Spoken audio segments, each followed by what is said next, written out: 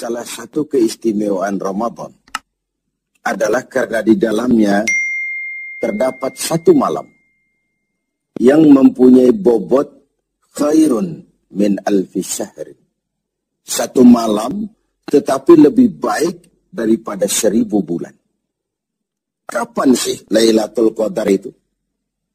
Dan bagaimana kita harus menyikapinya? Inilah rahasia kenapa baginda Rasul kalau sudah masuk 10 yang akhir dari Ramadan, hamparkan, sing-singkan lengan baju, hamparkan sajadah, dan lebih banyak di masjid ketimbang di rumah.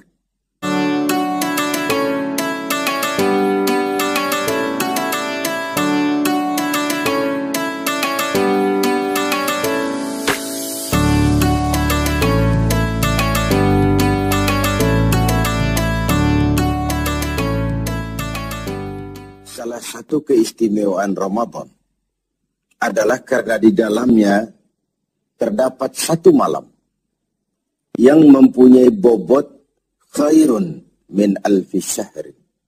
Satu malam tetapi lebih baik daripada 1000 bulan. Kita sebut itu sebagai Lailatul Qadar. Kapan sih Lailatul Qadar itu? Dan bagaimana kita harus menyikapinya? Sepakat sebagian besar para ulama, berdasarkan riwayat dari hadis, bahwa Lailatul Qadar itu jatuh pada malam-malam ganjil, salah satu dari malam-malam ganjil, di 10 yang akhir dari bulan Ramadan. Bisa dia tanggal 21, 23, 25, 27, 29. Di malam-malam ganjil. Dari 10 yang akhir. Inilah rahasia kenapa baginda Rasul kalau sudah masuk 10 yang akhir dari Ramadan, hamparkan, sing-singkan lengan baju, hamparkan sajadah, dan lebih banyak di masjid ketimbang di rumah. Ini bedanya baginda Rasul dengan kita. Kita sudah memasuki 10 yang akhir, gulung sajadah. Tengok 10 yang akhir. Barisan tarawih di masjid mulai mengalami kemajuan. Orangnya makin susut.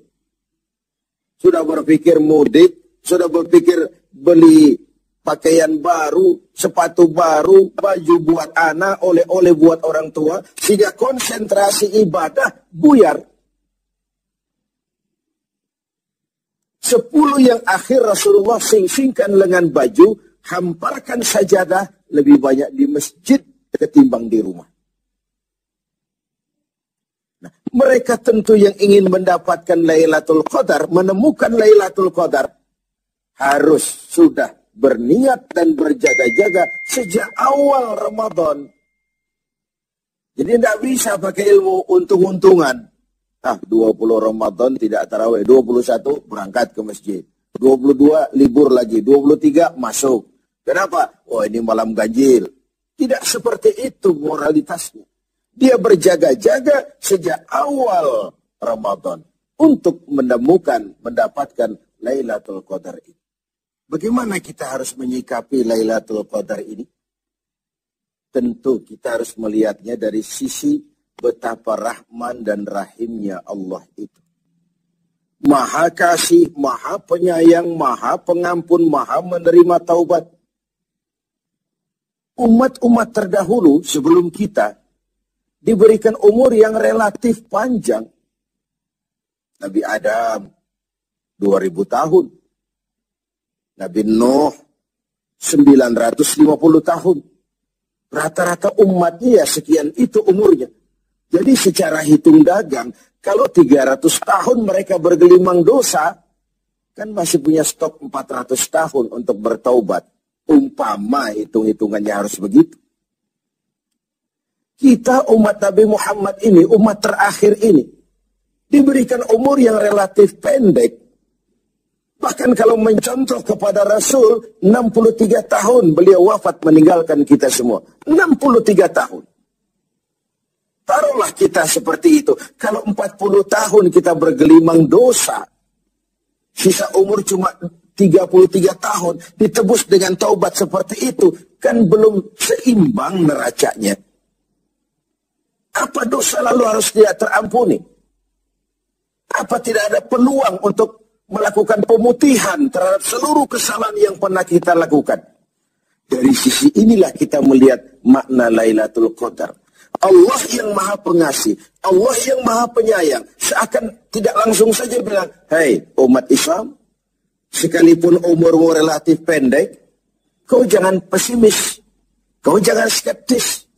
Sekalipun begitu banyak kesalahan kau lakukan, dosa kau tumpuk, dan umurmu relatif pendek, jangan sedih. Aku berikan kepadamu waktu dan tempat yang punya nilai spesifik. Waktu dan tempat yang punya nilai istimewa. Tugasmu memanfaatkan peluang yang diberikan itu. Itu sebabnya ada penggandaan nilai pahala. Sholat berjamaah pahalanya 27 kali lipat daripada sholat sendiri. Beribadah di hari Jumat mendapat tambahan pahala. Sholat di Masjidil Haram di Mekah 100.000 kali pahalanya ketimbang di masjid-masjid biasa. Itu tidak lalu berarti sudah sholat di sana lalu berhenti lagi sholat di mana-mana karena merasa sudah banyak stok, sudah punya banyak devisa. Bukan itu pengertiannya. Ada ruang dan waktu yang punya nilai istimewa. Kalau kita pandai memanfaatkannya, maka nilai lipat-kelipatan dari ibadah kita itu diberikan oleh Allah Subhanahu wa Ta'ala. Itulah sebabnya Allah menyediakan ada bulan istimewa Ramadan, ada hari istimewa Jumat, ada waktu istimewa sepertiga malam yang akhir, ada tempat istimewa Arafah, Mina, Multazam, Raudhah, Zamzam. Ada waktu yaitu Lailatul Qadar. Satu malam lebih baik dari 1000 bulan. 1000 bulan itu kan 83 tahun. Dan jarang orang sekarang yang mencapai umur 83 tahun. Yang kedua, kita harus melihat Lailatul Qadar dari perspektif kita sebagai manusia. Tidak ada orang yang tidak pernah salah.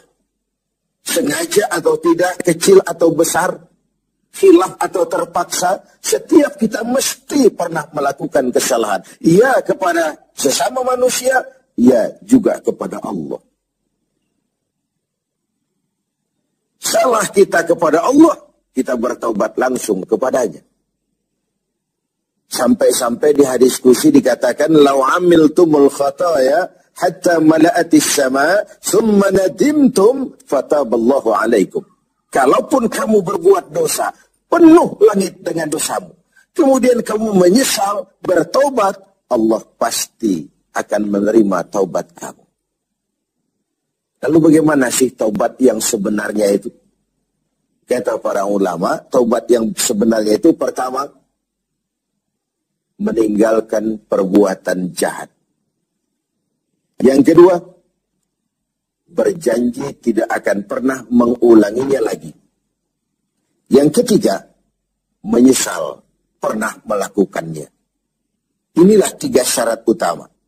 Pertama, meninggalkan perbuatan jahat itu. Bertaubat dari minuman, tinggalkan total. Bertaubat dari judi, tinggalkan total. Bertaubat kepada Allah dari melakukan maksiat, tinggalkan secara total. Meninggalkan perbuatan jahat. Dan total, tidak angin-anginan. Yang kedua, berjanji tidak akan mengulanginya lagi. Tidak akan pernah lagi saya berjudi. Tidak akan pernah lagi saya berzina. Tidak akan pernah lagi saya mencuri. Berjanji tidak akan mengulangi. Dan yang ketiga, menyesal telah pernah melakukan itu. Bukankah kadang-kadang kita berkata, saya sekarang sudah tua, dulu waktu muda saya sudah puas. Bukan menyesal, puas. Sekarang saya sudah tua, dulu waktu muda sudah puaslah saya. Sudah pokoknya sudah puas. Bukan puas yang diminta. Menyesal, kenapa dahulu begitu? Kenapa telah melakukan itu? Inilah makna taubat yang sebenarnya. Pemirsa TV7 yang berbahagia. Orang yang beribadah Ramadan dengan baik, melaksanakan taubat dengan benar, diterima taubatnya, pantas dia keluar dari Ramadan, masuk 1 Syawal, pantas jika ia masuk dalam golongan minal aidin wal faizin. Masuk dalam golongan orang yang kembali. Kembali kemana? Kembali kepada fitrah. Suci, bersih. Seperti bayi baru dilahirkan oleh ibunya. Tidak punya dosa kepada Allah. Lantaran sudah dilebur oleh ibadah dan taubatnya di bulan Ramadan. Wal faizin. Dan termasuk ke dalam golongan orang-orang yang beruntung. Tidak dalam artian yang materialistis. Tapi dalam artian memperoleh keberkahan dalam hidup dan keberuntungan di dunia, lebih-lebih di akhirat nanti. Inilah Ramadan, di mana kita selalu mencari nilai tambah dari setiap amal yang kita lakukan. Karena umur yang diberikan relatif pendek. Dosa yang kita kerjakan relatif banyak.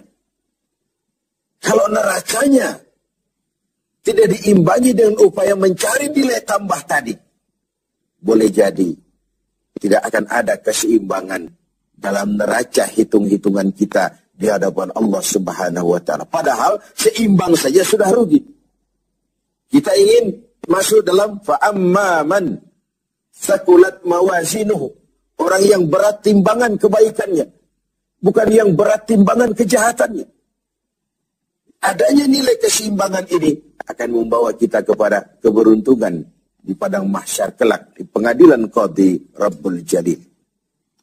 Oleh karena itu, dalam setiap langkah di Ramadan, mengisi Ramadan ini, kita tetap berupaya mencari nilai tambah dari suatu amal.